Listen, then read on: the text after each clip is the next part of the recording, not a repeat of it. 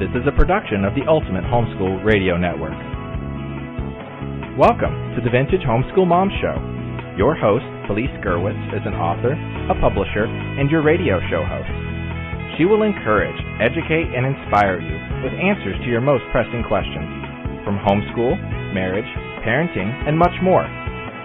Felice loves to equip moms to live a Christian life because every moment counts.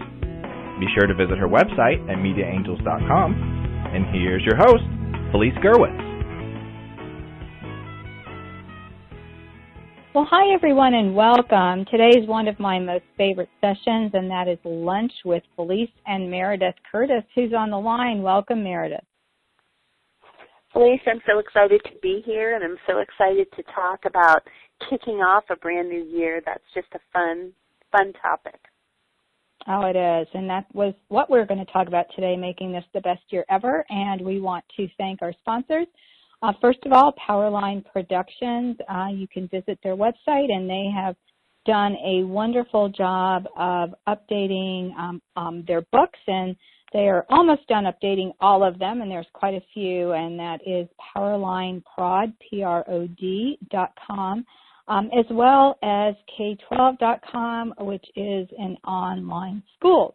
And so we are going to learn more about each of these in just a little bit. But first, Meredith and I are going to be discussing some of our top or key points to making this the best year ever. And Meredith, why don't you go ahead and get started? Okay, well, I would say this. It's so funny, Felice, that we're talking about this because I just sat down with a family. They're very good friends of mine, and they were saying, we've just had a rough couple of years homeschooling. What are some things that we can do to have a good year, to have a great year, to enjoy homeschooling and not feel like we're tearing our hair out? And so this was my first answer. I would commit your homeschool to prayer, and not just mom praying, but the whole family praying together. And so I said to them, do you have a family night, or a movie night where you're together once a week, and it's kind of a time that, everywhere we're together? And they said yes. And I said, I would start that off with prayer, and I would let this whole year your focus be praying for your homeschool and praying that God just does what he wants to do, and he fills the home and the homeschool with joy and peace, and that everybody learns. And then that way, when you pray together each week for your homeschool, and I said to the young man, if you're having a problem with reading, you can say, hey, I need prayer for my reading with school. Or, hey, I'm just not liking doing school. Can you pray that I would really love to learn? And I just gave them all examples about things they could pray for. But I think that if you want to see your homeschool get off to a good start and stay great all year, I would encourage you as a family to pray for your school. Oh, I think that's a really great point, and I always laugh when we do this because, and I shouldn't be surprised because we've been doing this for a few years now, but my first number one is to begin with prayer. And I agree that it's so wonderful to pray as a family as well. But one of the things my husband and I started doing some years back, we were really struggling with not so much the academic side of homeschooling, but the character side of our children. We were noticing that sometimes familiarity does breed contempt, and they weren't the kindest to each other. And also we were noticing some other things that tends to happen, I think, in some homeschool families, and that is, just losing things. If I had a penny for every time one of my children would lose a book, like how can you lose your book? But you can, especially when you're a resourceful homeschool child and just don't feel like doing your math that day. And so just some little things like that. And so my husband and I really started praying together. And what our prayer was, Lord, what do you want us to focus on this year? And we would pray individually for each of our children, and I really loved it because the Lord would bring to mind just different things. And then we would also secretly, secret between, like our children didn't know this, but my spouse and I, obviously, we did. we would, select a character that we were going to encourage within our children. And so whether it was, patience or kindness or, resourcefulness or, whatever that was. And it was amazing how, just knowing that, just us knowing it, and then at the end of the year, as our children became more of these things, we would say to them, we really have been praying, for you in this area, and they were just really touched by it as well. And so that really gave our homeschool, I feel like it gave it more depth and more focus. When we talk about homeschooling, you and I have talked about, the fact that we're lifetime homeschoolers. And yes, our kids may take a class here or two in a co-op or, on an online thing or because I've hosted some of those as well with our history and government classes, or at the local college. But we are very committed to homeschooling K through 12. And the reason is, I talk to people who say, well, I do this year to year and I really can't look at it, for the next 12 years or, for me, it was every day was a gift from God, and God gave me the strength to do it, because if Felice was going to do it on her own strength, it wasn't going to happen. I would have probably given up a long time ago. And so it's not a question for me of, let me get input from my kids and see if they want to be homeschooled this year. That wasn't even up for discussion, although, I knew my kids loved homeschooling and, never even considered wanting to go, to a public or even Christian school.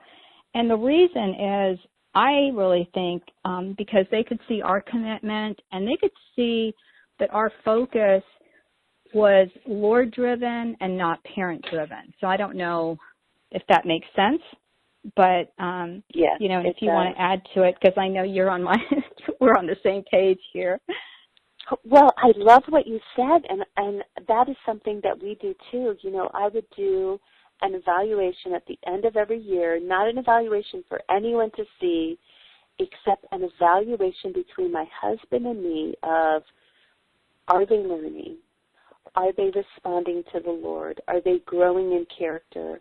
And we would then decide from that, what do we need to focus on the next year? And character was always our most important thing.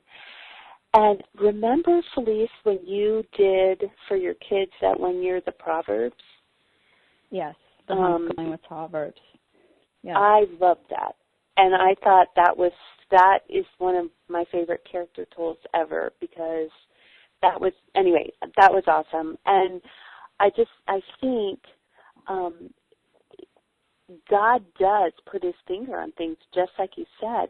And it was really neat, I know for me, how some of the things God was putting his finger on one year, then you came out with that Proverbs thing. And, of course, Proverbs is just full of so much wisdom. So, anyway, it was just, I've seen that over and over, how God will say, okay, you need to work on this character trait, and then the Lord provides a way for us to do it. So anyway, God is awesome. He's more involved in parenting our children than we are, of course, but we get to partner with him. And I think when you said God-driven, I think you just hit the nail on the head there. That was awesome. Oh, thank you.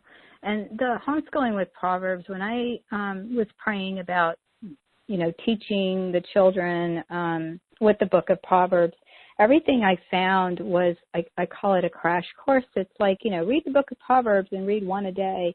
And, I had done that before, like a challenge or whatever.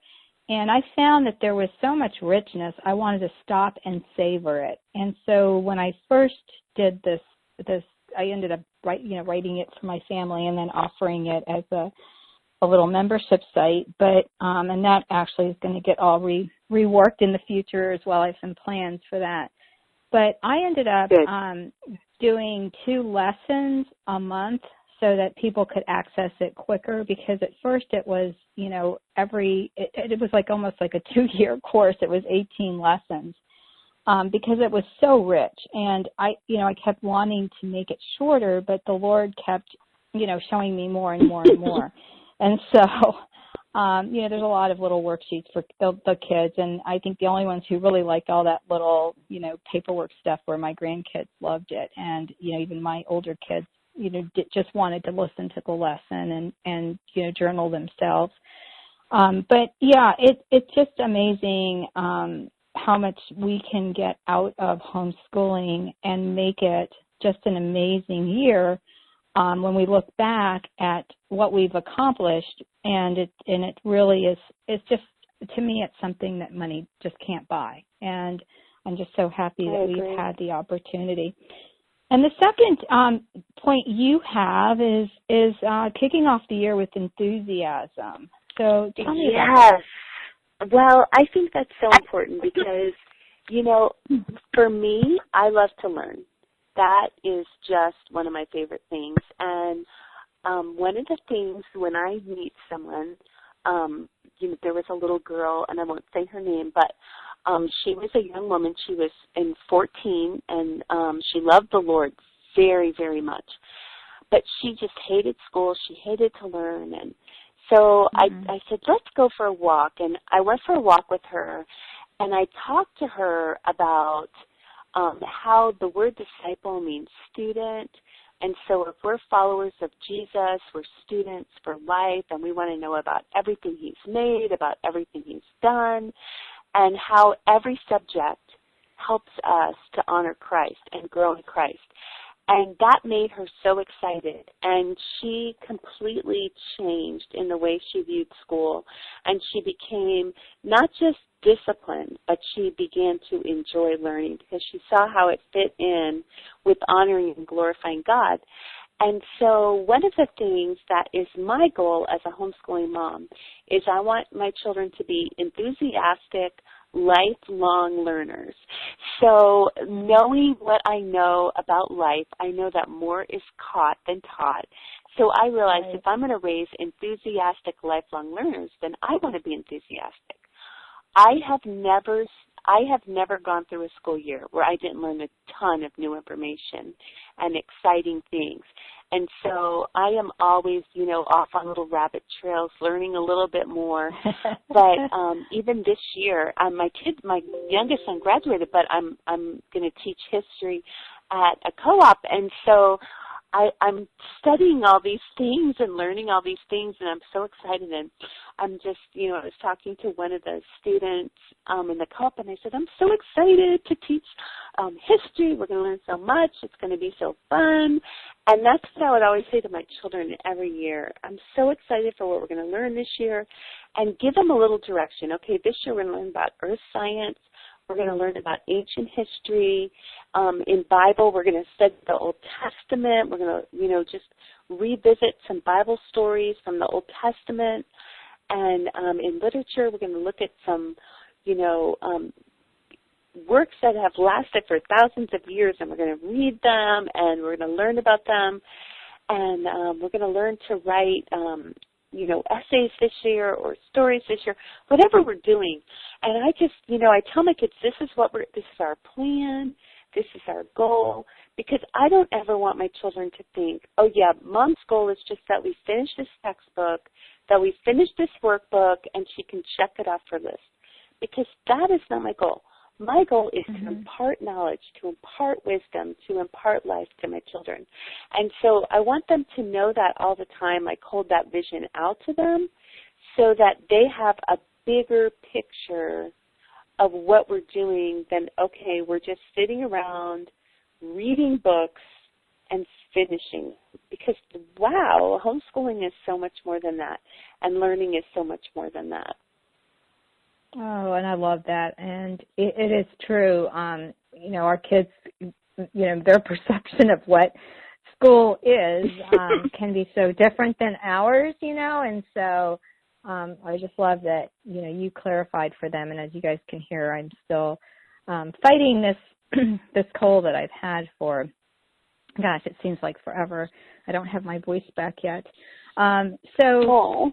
That is so good. And I remember when my kids were little, I would tell them we were going to do have a pop quiz, and I would get them all excited and say, okay, well, we're going to have this pop quiz. Grab a piece of paper and a pencil, and I'm going to go through some questions, and you can write the answers, and this is going to be so much fun. And one day when their dad came home, back then he had this big trailer that he would take, because he's in construction, and he would park it way at the foot of our driveway, and so then he would walk in, and so the kids would love to see their dad backing up, and once he was parked, then I would let them go run outside and go meet Daddy. And so he comes in one day, and they would fill him in on everything that happened, in the length of our driveway, which is really long.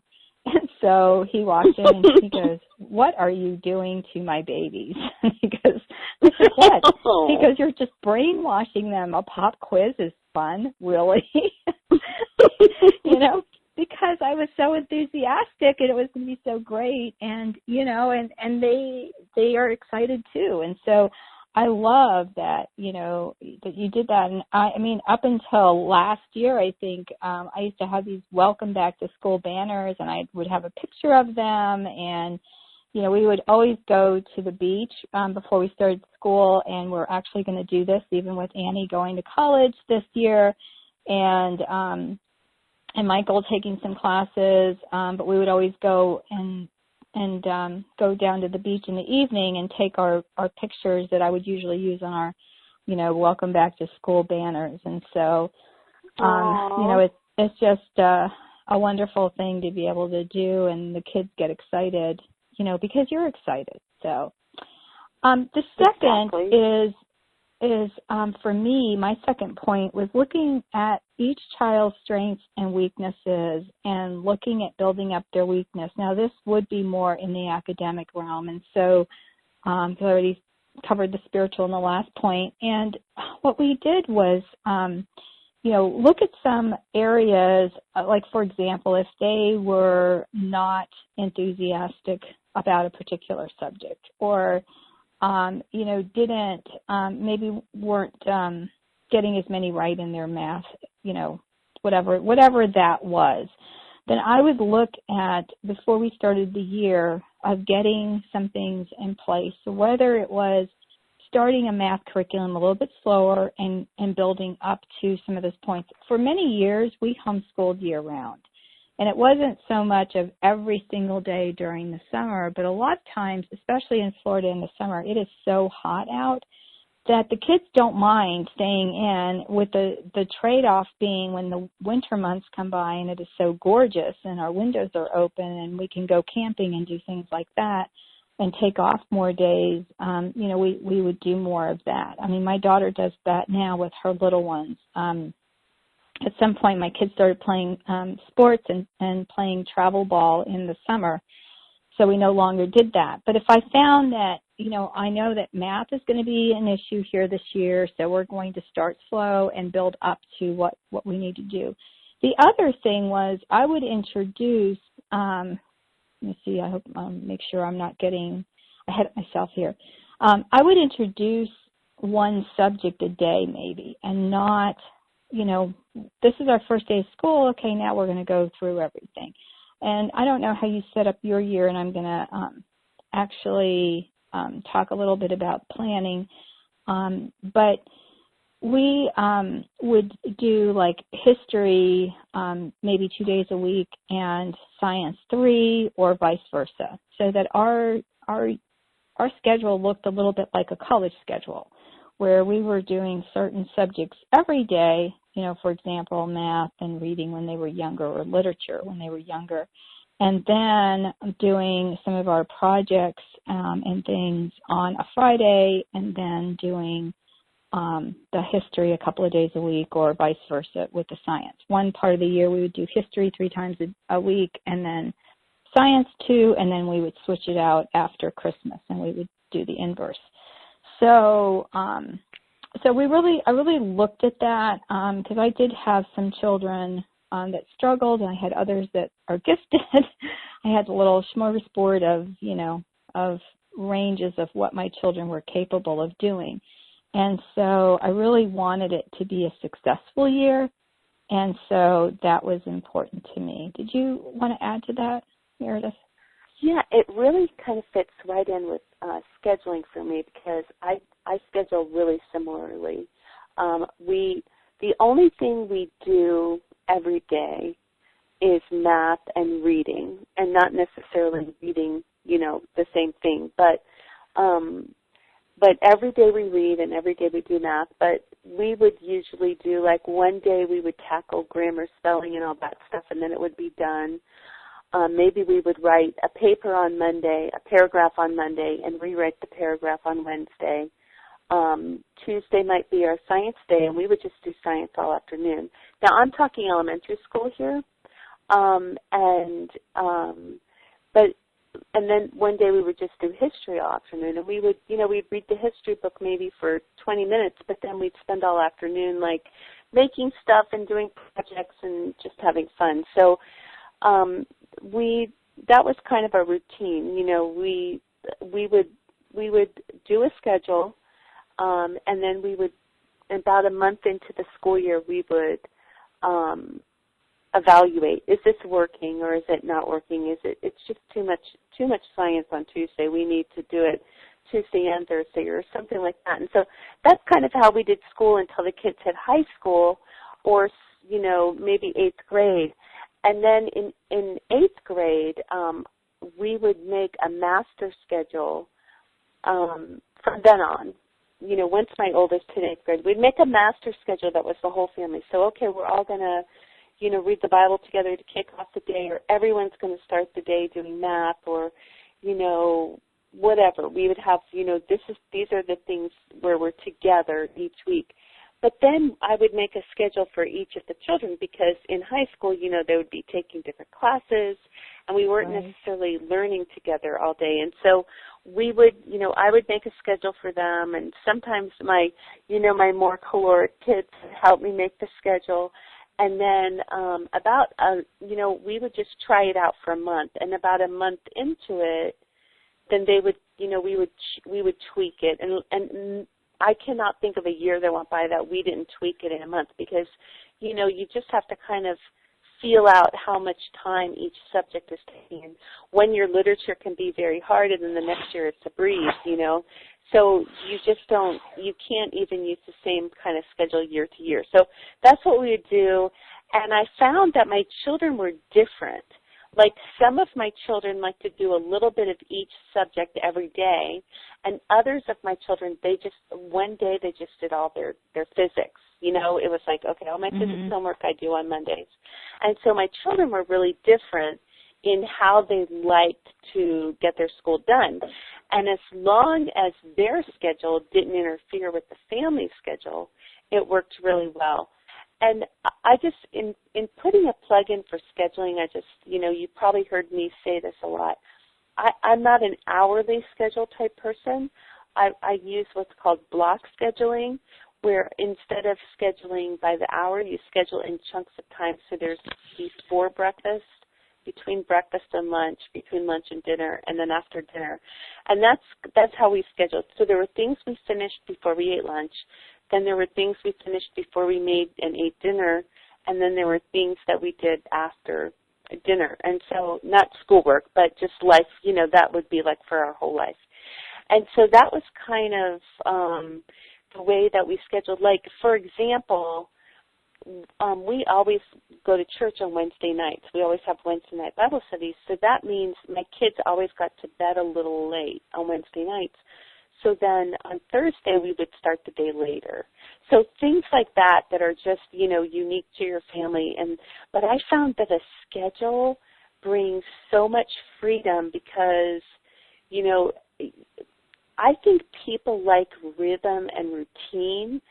And then, okay, well, this great opportunity came up that we're going to go and do, but we do have these things that need to be done this day, so where can we move that to? And it kind of, I think it keeps you, even when you change your schedule, it allows you to not fall behind. And I always scheduled, so that we had very long summers.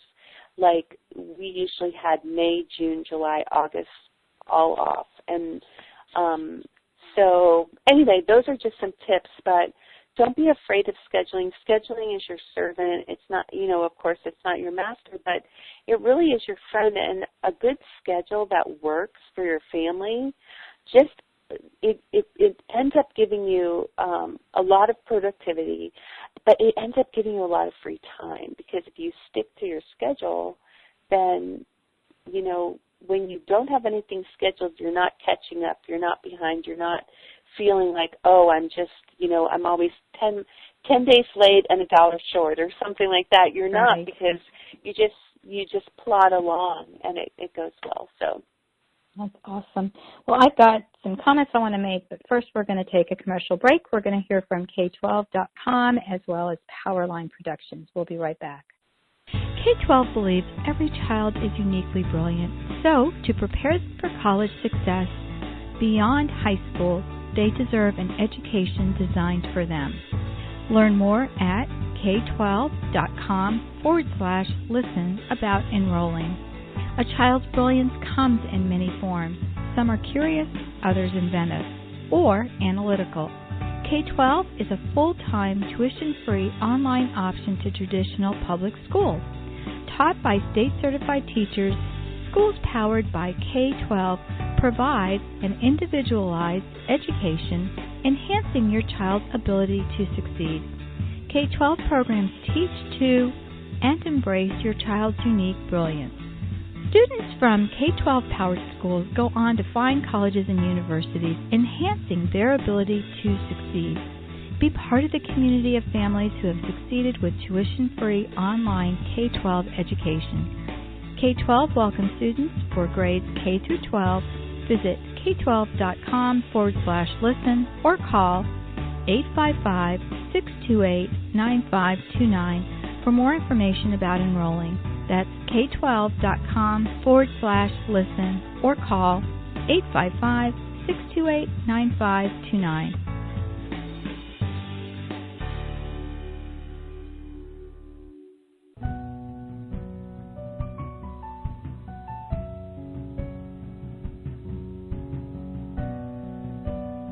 Powerline Productions wants to help you grow in your relationship with Jesus. Because of this, we offer a wide variety of books and ebooks about homeschooling, homeschool classes, and Bible study workshops like Real Men Build. Pastor Mike and Meredith Curtis, along with their daughter Katie Beth Curtis, have written this comprehensive Bible study to help men of all ages grow in leadership in the home, in the church, and in the world. Learn more at powerlineprod.com. That's POWERLINEPROD.com. Powerline Productions, being world changers, raising world changers.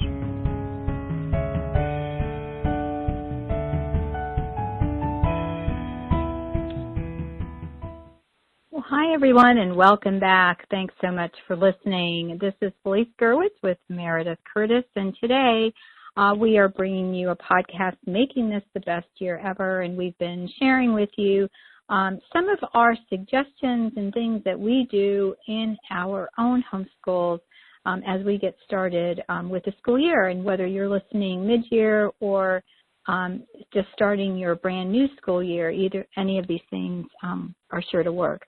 So, Meredith, I loved how you gave an example of your schedule and how you have a master schedule, and that's one of the things that we do is I will put up a schedule of everybody's events. So if my kids have sports practice or I'm recording or, like even today, we're recording at a little bit of a different time.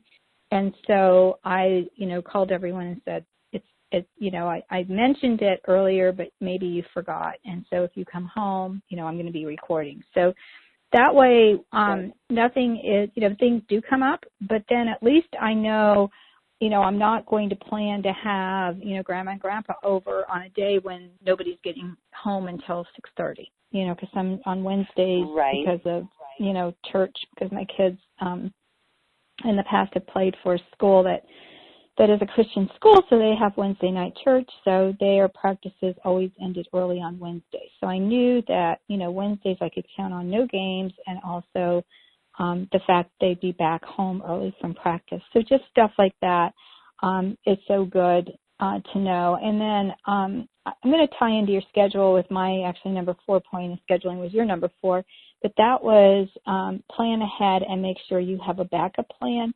I know the times that I got stressed were the times where my plans did not work out and I didn't have a backup plan. So, like in other words, if somebody got sick and, that maybe put us back a couple of days because, that dreaded stomach flu. My daughter's really cute. Right. She'll count the number of kids and think, oh, God, we're not going to be done with this for 2 weeks, thinking of, long term. She uses her essential oils now and swears by the doTERRA On Guard, and she'll put that on the bottom of their feet. And she goes, it's amazing. Not everybody gets sick now, so it's so great. But whatever works, right? So anyway, we would have these days and then get behind and then be like, oh, we're never going to catch up. And so I'd always have this, plan of what I was going to do. And then, especially when they were younger, I would have a folder of just extra things that I would go to in case we either had more time or I'd have, like, for example, I had a very a child that would get very frustrated that was a struggling learner, and this is my oldest. And so I would have stuff in there that if he got frustrated with trying to get something done or learning some new concept, that it would just be a fun thing that would be very high achieving for him. And so I would just say to him, okay, we're going to work on this, and it's going to be, might be a little bit difficult, but, we're going to stop, at some point, mom's going to decide, not you. Because I always said to my kids, if you know it, it's easy. And if you're struggling, that means it's a new concept and you're learning. And so I always had these like little sayings. So, you know what mommy says? The good old days. So then I could go to that folder. So it could be a day when either I was, had a really bad headache or, something was going to be different. And so it was my backup folder, and it's so funny because I just found it the other day as I was cleaning up, and of course all the pages are yellowed and everything, but I gave it to Christina, and she's like, you know what, I can make a copy of some of this stuff, and it will still be fine. And some things like I hand drew out, that had, make words out of the word, Christmas or Easter or whatever, you could take the big word and make little words. So it could be something, very simple that's still academic based.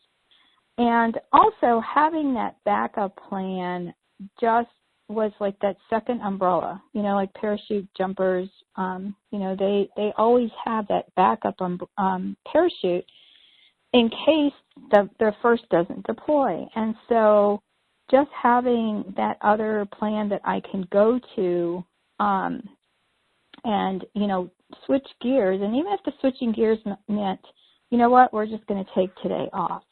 But I've got these educational videos that I've had here, and I've been wanting to watch with you guys, and we just haven't had time. So at least I had that, I felt self-assured that, we were going to still be progressing, even if, the kids were laying on the couch and not feeling great, that we could take a break if we needed to, or read that other book that we wanted to read, or have, something in a folder that they could go to when we had some extra time. Felice, that reminds me of something I didn't mention with scheduling, is that when I plan out my year for, like lesson planning, I always gave myself an extra week in the fall and an extra week in the spring. And that way, if we had a sickness, we would still end up being fine.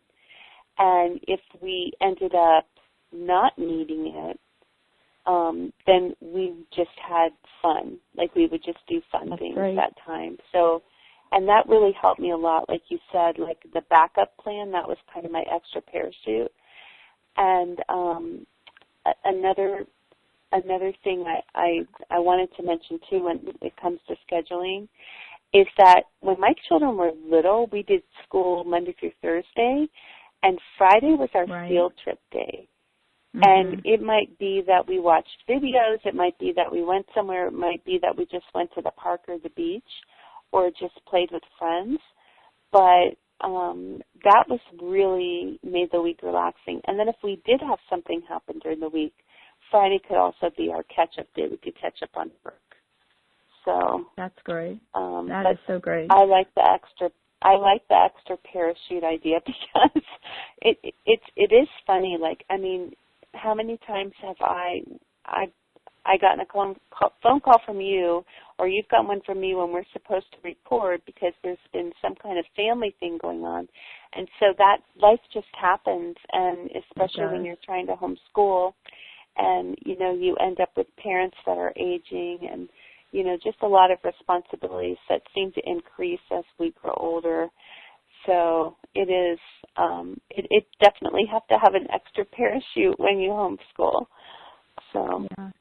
But it does give you peace of mind as well. You know what I mean? That it does, that you've got that built in. And I think that's when people start, because we want you homeschooling. I mean, we've been successful doing it. Not that every day has been a perfect day by any stretch for either Meredith or myself, but that, we are invested in homeschooling our kids all the way through, and we have done that. And it can be done, and a lot of it is because of these things that we've put in place and we've learned by trial and error. And I have to say, Meredith is a lot more organized than I am. I'm usually let's do this today, and my kids, some of them would love it, and then the others would be like, it's not on the schedule, we're not doing it. So, I don't know if I'm as scheduled as you think, but yes, I do. I've learned to love scheduling. Yes. So your last is organizing all your books and supplies so you can have easy access. So let's talk about that. Well, I found that, it really, I just started doing this maybe 5 or 6 years ago. To some of you, you might say, I haven't even been homeschooling 5 or 6 years, but I homeschooled. I started in 1991, so and I would just always, I'd have the place for everything on the shelf, and when we're done, I'd go put it away, and then I gradually got, totes for my children, and they had all their stuff in that, and so they'd carry out their totes. But then there are things like, okay, these are the books they're going to read during the year, or maybe these are the, extra books that kind of go along with that stuff. And when they're on the shelf, they seem to get forgotten. So I ended up just creating a special area for, like all the books that maybe Jimmy and Shine would be reading this year, and I just put them on that shelf, and then maybe some extra stuff that, okay, when we get to talk about weather, here's this really neat picture book about hurricanes, and maybe we can look at that. So I started doing that, and I found that not only was it helpful for getting to things quicker, but it kind of made my kids go over and look at it like, oh, yeah, I'm reading this, and then I'm reading this, and then I'm reading this. And they would sort of look forward to what was coming next and kind of look at it and have more of a pulse for what was going on. So it ended up being a really positive thing. And I always would clean my homeschool room in August so that everything is neat and tidy, get rid of old papers, put them away, get new things out, and, pack up the things, throw away things, and get organized so that everything feels tidy, everything feels neat, and it's a nice way to start the year to kind of, get rid of stuff, add new stuff, get everything organized so it works well, and everybody knows, okay, when I start school, I know I can go get this here and this here and this here, and it makes for a smooth year, I think. Those are all great points, and it does. I started doing that when Christina was an adult, and she came back into my schoolroom and said, you know what, we're going to reorganize all these things. She had done some of that when she homeschooled, but her room had a lot of the books that she used, so she kept them all on one shelf. And I do that with my kids as well, that some of the books that they're going to be using a lot, they can keep in their rooms. And so, therefore, there's no reason to lose them because they're already there. But I remember we lost this one library book, and we finally found it years later, and it was stuck under one of the children's beds. Of course, by that point, we had paid for it. But and my last point I wanted to make was goals versus planning and how to make it all work together in the time you have. So at the beginning of the year, we might have, some goals that we want to accomplish and, more of the wide range kinds of things, and I talked a little bit about that at the beginning with, praying about some of the goals that you have for your children. And then the second part is, really planning how you're going to get it done. Because I found that I'm really good at, the idea part of it, but it's not as great as, okay, so we have this great idea that we're going to, this thing we're going to do this year, but now how are we going to execute it and get it done? And then how are we going to get it done within one school year? Because this could be a 10-year project. We get into these, you and I both, with one more good idea. So I had to look at the number of days and get that all laid out and work backwards. And for me to take a math book and to plan out when we were going to get it done, I just had a really hard time with that. So I recruited my help, and that was Christina, who, of course, by this point was a mommy of her own. And she loves that stuff. She loves to plan out the minutia and the detail. And I'm just like, I will babysit for you for the next 10 years, and if you just do this for me. And she not only did it with one of my children that really struggled with schedules and getting his stuff done, she did this to the point where she even had his schedule timed out and mapped out for him, which really helped him a lot. And he could just check it off and go from there. And she was just like, this is so easy. You look at the number of chapters in the book and you figure out how many weeks. And for science, each chapter is going to take 2 weeks, and you do your lab on this day. And it was like, I can execute that once that's planned out. So if you're like me and you really have a hard time with the nitty-gritty, ask around and you will be shocked, because Christina loves, she's put this out to her friends even, that she will do this for them and just loves doing it. The other is, getting it done in your time frame. And so one of the things I did, especially when my kids got older, and that was I would bring them into the picture and say, okay, when do you want to get school done? And so their goal was the beginning of May. And so we would work really hard to get to that goal. And so, it was the same thing as with you when they're younger. You take off that Friday or have it as, a field trip day. Christina does that now with her little ones. Or you use that as the day that you're going to be, catching up, or closing out your week. It'd be a better, way to say right. that. So if you've got papers that are due, or, a test that you're going to take, or whatever that is, that's the due date when you're going to get that in.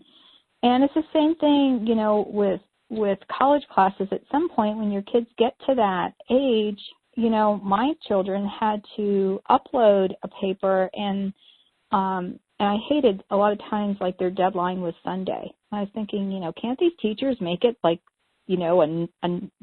5 days a week kind of a thing? But they gave the kids up until Sunday night at midnight to upload their class or their papers or whatever, and put it on there. They would just send it electronically, and so I had the children doing that with me years before that with documents that we shared. So one of the things that we did was we would share, if you have Gmail, you have access to Google Docs.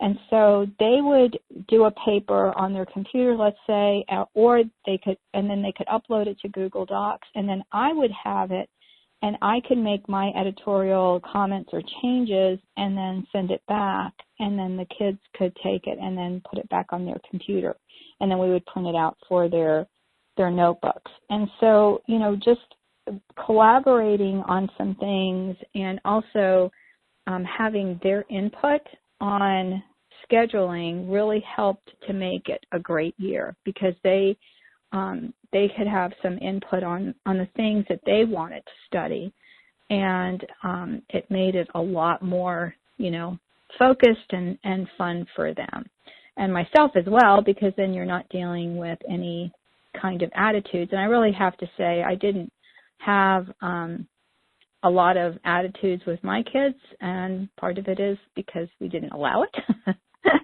So, that always does help. But it was always fun and always interesting. You just never knew what was going to take place or happen. That is so true, and I love all those ideas. Those are excellent. I think that having a good attitude, committing it to prayer, doing some practical things to get the year laid out, and you're set up. You are set up for a great year. That's what we want for you, don't we, Meredith? We want everyone listening to this broadcast to have the most amazing year ever, and really that is our prayer for you, and why we wanted to kick off our new school year and yours with this prayer. Well, everyone, thank you so much for listening, and God bless you, and we just look forward to having you back listening to our shows. Meredith also hosts a show on this network that is Finish Well Radio, really awesome radio show that she does, and she has a lot of different co-hosts with her, and she just did a podcast, Freedom from Mean Girls. That is just awesome, and I'm going to put that link in with this podcast post as well.